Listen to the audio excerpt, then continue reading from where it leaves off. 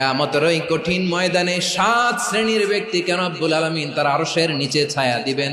তার মধ্যে প্রথম শ্রেণীর ব্যক্তি হলো ইমামুন আদিল, যে ইনসাফের সাথে বিচার করে, যে জাস্টিস সমাজে সার্ভ করে, যে সুশাসন নিশ্চিত করে, ওই ইমামুন আদিল। আদিল শব্দটা বুঝছেন না? ইন্নাল্লাহা ইয়া'মুরু বিল আদল, পাইছেন? আদিল। 7 শ্রেণীর ব্যক্তিকে আল্লাহ তাআলা সুশীতল আরশের নিচে ছায়া দিবেন, যেদিন তার দেয়া ছায়া ছাড়া কোনো ছায়া থাকবে না।